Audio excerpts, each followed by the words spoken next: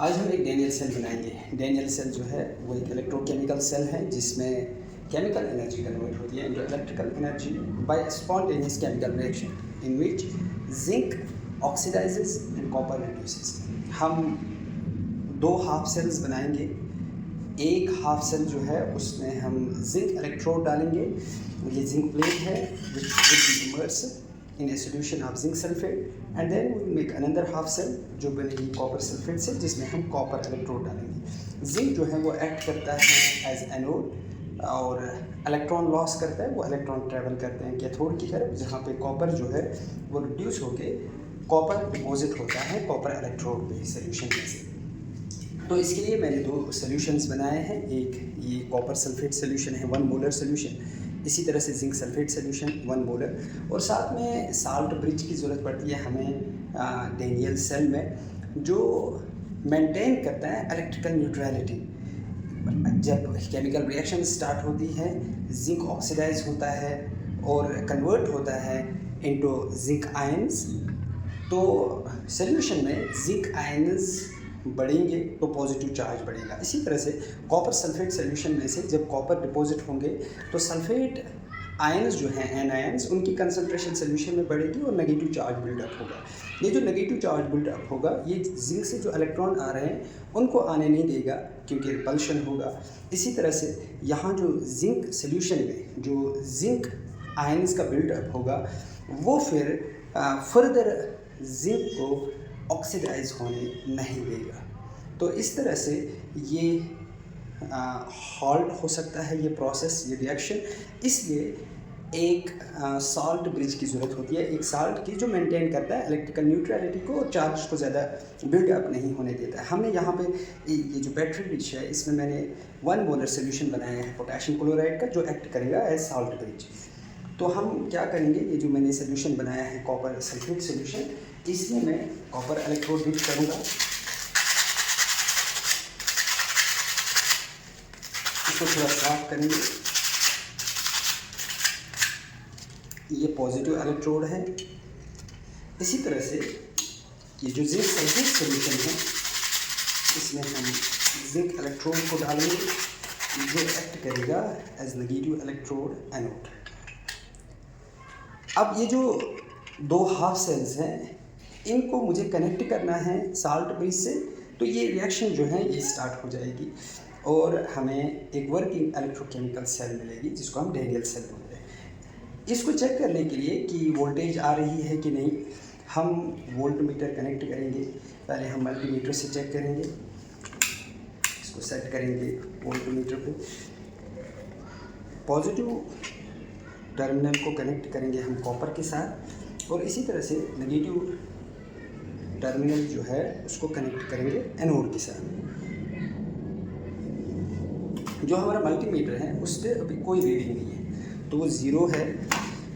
अब इसमें ये तब तक काम नहीं करेगा जब तक साल्ट ब्रिज से ये कनेक्टेड नहीं है। साल्ट ब्रिज जो है वो इलेक्ट्रिकल न्यूट्रलिटी मेंटेन करेगा ताकि इलेक्ट्रॉन्स का फ्लो हो जाए जिंक से कॉपर की तरफ, एनोड से कैथोड की तरफ, तब वो मुमकिन है। तो उसके लिए हमारे पास ये ऐसा एक यू शेप्ड ट्यूब होता है जो साल्ट ब्रिज एक्ट करता है। इसमें हम पोटेशियम क्लोराइड सोल्यूशन और अगर सोल्यूशन डाल सकते हैं जेली बना के इसमें हम रख सकते हैं, फिर इसको डिप करेंगे।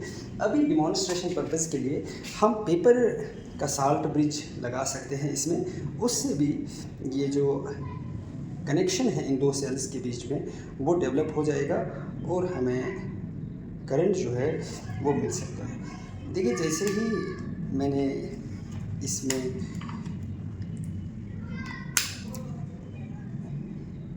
साल्ट ब्रिज कनेक्ट किया, ये देखिए 1 वोल्ट जो 1 या 1.1 इसके बीच में फ्लक्चुएट हो रहा है, तो हमें करंट मिल रहा है। एक वर्किंग डैनियल सेल हमने इधर बनाई है। अगर हम इस वोल्ट मीटर में भी देखें तो आप देखेंगे ये डिफ्लेक्शन दिखाएगा। जैसे ही मैं कनेक्ट करूँगा कैथोड और एनोड को, पॉजिटिव टर्मिनल जो है उसको मैं कॉपर के साथ कनेक्ट करूँगा और जो नेगेटिव है उसको मैं जिंक के साथ कनेक्ट करूँगा।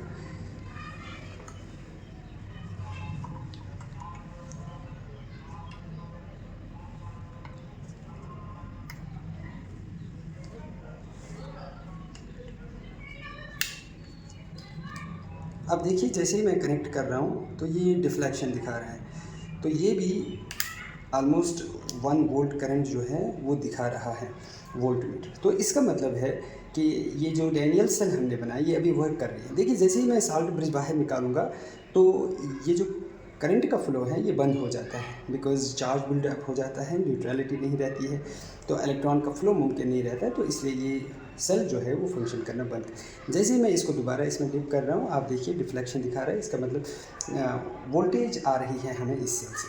तो इस तरह से हमने एक वर्किंग डैनियल सेल बनाया जिसमें हमने कॉपर और जिंक इलेक्ट्रोड का यूज़ किया। कॉपर जो है वो ये जो इसमें सोल्यूशन है ये कॉपर सल्फेट पेंटाहाइड्रेट सोल्यूशन है, 1 मोलर सोल्यूशन। इसी तरह जिंक जो है वो इमर्सल है in solution of zinc sulphate heptahydrate. और ये जो मैंने इसमें पेपर का साल्ट ब्रिज बनाया है इसमें पोटेशियम क्लोराइड का सोल्यूशन मैंने डाला है, तो ये एक्ट करता है एज ए साल्ट ब्रिज जिसमें पोटेशियम जो है पॉजिटिव आयन्स जो है और क्लोरीन नेगेटिव आयन्स डेवलप होते हैं और वो ये जो हाफ सेल्स है उनकी तरफ जाते हैं ताकि न्यूट्रलिटी मेंटेन हो। जो इसमें पोटेशियम पॉजिटिव आयन्स हैं वो ये जो कॉपर हाफ सेल है उसकी तरफ जाते हैं क्योंकि वहाँ पे सल्फेट आयन्स नेगेटिव आयन्स का बिल्डअप होता है, और जो क्लोराइड नेगेटिव आयन्स हैं एनायंस हैं वो ट्रैवल करते हैं toward zinc, because Zn2+ ion जो सोल्यूशन में जाते हैं उधर पॉजिटिव पोटेंशियल डेवलप होता है। तो ये जो साल्ट ब्रिज है ये न्यूट्रलिटी डेवलप करता है और ये जो इलेक्ट्रॉन्स हैं उसका फ्लो मुमकिन होता है फ्रॉम जिंक। दिस टाइम ये जो इलेक्ट्रॉन्स हैं ये ट्रैवल कर रहे हैं through this volt meter towards zinc copper electrode. और कॉपर जो है वो अगर इस प्रोसेस को चलते रहने देंगे तो एक टाइम आएगा कॉपर जितना भी है इस सोल्यूशन में वो सारा डिपॉजिट हो जाएगा इस इलेक्ट्रोड पे, और जिंक इलेक्ट्रोड जो है वो डिज़ोल्व हो जाएगा इनटू सोल्यूशन। और जब ऐसा होगा इलेक्ट्रोड ख़त्म होगा या साल्ट ब्रिज में जो साल्ट सोल्यूशन है वो ख़त्म हो गया, फिर ये सेल जो है ये काम करना बंद कर देगी। तो इस तरह से हम एक डैनियल सेल बना सकते हैं जो